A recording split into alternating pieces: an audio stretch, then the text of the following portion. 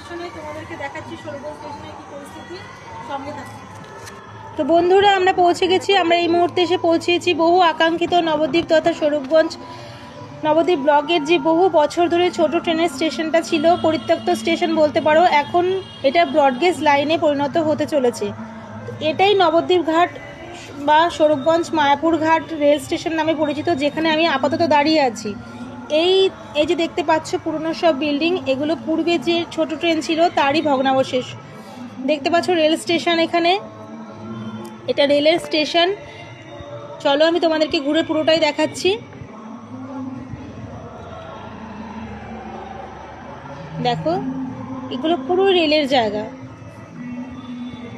আর সে পাশের সব বাড়ি। এখানে একটা মানে ইঞ্জিনের মতো ছিল, যেখানে নাকি রেলের আমাদের ছোট ট্রেনের ইঞ্জিনটাকে ঘোরানো হতো। তো সেই জায়গাটা একদম পরিত্যক্ত অবস্থায়, পুরো ডাস্টবিন বলতে পারো কি একটা পরিস্থিতি হয়ে রয়েছে। দীর্ঘদিন ব্যবহার না করলে জায়গা যা পরিস্থিতি হয় আর কি, সেরকমই পরিস্থিতি হয়ে রয়েছে। দেখতে পাচ্ছ রেলের প্রচুর জায়গা, এগুলো দুপাশ দিয়ে প্রচুর রেলের জায়গা আছে, রাস্তার এপাশ ওপাশ দুপাশ মিলিয়েই। সুতরাং রেলকে আসার জন্য কোনো জমির দরকার পড়বে না। পূর্বে এখানে ছোট ট্রেনের লাইন বসানো ছিল। এই যে আপনারা দেখতে পাচ্ছেন বিল্ডিংয়ের চারপাশে অনেক সাধারণ মানুষ বসবাস করছে। এই যে দেখুন কি অবস্থা, এগুলো সব আমি সবটা আপনাদেরকে ঘুরে দেখাচ্ছি। আমার ক্যামেরায় সবটা তুলে দেখছি। রেলের টয়লেট এটা দেখতে পাচ্ছেন, এটা ছিল টিকিট কাউন্টার। কোয়ার্টারের জালনা, এটাও টিকিট কাউন্টার। দেখতে পাচ্ছেন পুরোটা। এই দেখুন রেলের পাশ থেকে পুরো জায়গা, এগুলো সব ঘর বাড়ি লাগোয়া হয়ে রয়েছে। মানে প্রচুর সাধারণ মানুষ এখানে বসবাস করছে, প্রচুর পরিবার আছে এখানে, প্রচুর পরিবার আছে। নাই নাই করে 200 পরিবার হবে এখানে, আমি যেটুকু দেখে আসলাম নিজের চোখে। এগুলো সবই রেলের জায়গা। কিছুদিন আগে এদের সবাইকেই রেল দপ্তর থেকে নোটিশ দেওয়া হয়েছে জমি ছেড়ে দেওয়ার জন্য। যত দ্রুত সম্ভব যাহাতে রেলের জায়গা ছেড়ে দেওয়া হয়, এরকমই নোটিশ দেওয়া আছে। বলা বাহুল্য, রেলের আমঘাটা থেকে নবদ্বীপ ঘাট আসা পর্যন্ত কোনো সমস্যা হওয়ার কথা নয়, কারণ রেল চলবে রেলের জায়গা দিয়েই। এই যে আমি আপনাদের সামনে নবদ্বীপ স্বরূপগঞ্জ ঘাটের স্টেশনের ভগ্নাবশেষ তুলে ধরলাম, দেখুন সবটাই আমি আপনাদেরকে দেখাচ্ছি। এটা একটা রেলের কোয়ার্টার। আশা করব সমস্ত আপামর জনগণকে যে সবাই এগিয়ে আসবেন রেল দপ্তরকে সাহায্য করার জন্য, তাহলে আমাদের সকলের স্বপ্ন পূরণ হবে এবং এত এলাকার মানুষের আর্থিক বাণিজ্যিক সর্বাঙ্গীন উন্নতি হবে আশা করি। এই ছিল আজকের আমার ব্লগ। বন্ধুরা, যদি আমার কোনো ভুল ত্রুটি হয় আমাকে কমেন্টে বলে যাবেন।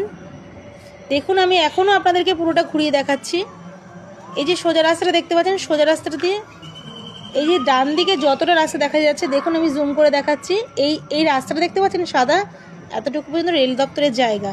তো আশা করা যায় রেল আসতে কোনো অসুবিধা হবে না। এখানে ডাবল লাইন করা হবে। এই সোজা রেলের লাইন জায়গা গেছে। এপাশেও দেখতে পাচ্ছেন অনেক পরিবার এখানে রয়েছে। তো এই দেখুন এখানে যে রেল যে মাঝখান থেকে যেত যে লাইনটা ছিল, লাইনের পাশে এখানে এখনো এখানে ভগ্নাবশেষ পড়ে আছে। চলুন আমি আরেকটু দেখাচ্ছি আপনাদেরকে ঘুরে। দেখতে পাচ্ছেন সোজা রাস্তাটাই, সোজাটাই রেলের লাইন বসানো ছিল। তখন সিঙ্গেল লাইন ছিল, ছোট ট্রেন ছিল যেহেতু, তো এখন ডাবল লাইন হবে। দেখুন আমি সেদিন আমঘাটা স্টেশনে গিয়ে শুনে এসেছি, তো যত কৃষ্ণনগর লোকাল ট্রেন আছে তো সব এখন আমঘাটা পর্যন্ত আসবে, যার কারণে ইঞ্জিন সন্ধ্যার পর থেকে 2-3 বার করে ট্রায়ালও দিচ্ছে আমঘাটা পর্যন্ত। তো আর রেল লাইন হওয়ার পর সব ট্রেন আমাদের স্বরূপগঞ্জ স্টেশন পর্যন্তই আসবে। দেখুন সবটা। এই যে এদিকে রাস্তার এপাশে দেখছেন রাস্তার ওভারফ্লো হয়ে রেল লাইন গেছে। এই যে সোজা থেকে রেল লাইন, এই রাস্তাটাতে সোজা পাকা রাস্তাটাকে ওভারফ্লো করে রেল লাইন যাবে। দেখুন আমি যতটা দেখা যাচ্ছে, ওই যে দেখতে পাচ্ছেন বট গাছটা, এই গাছটার অতটুকু পর্যন্ত রেলের জায়গা। আশা করা যায় রেলের আসতে কোনো অসুবিধা হবে না। এই পাশে স্বরূপগঞ্জ গার্লস স্কুল। দেখুন আমি পুরোটাই আপনাদেরকে ঘুরে দেখাচ্ছি। তো আজকে এই ছিল আমার ব্লগ। বন্ধুরা দেখুন ওই গাছটা পর্যন্ত রেলের জায়গা।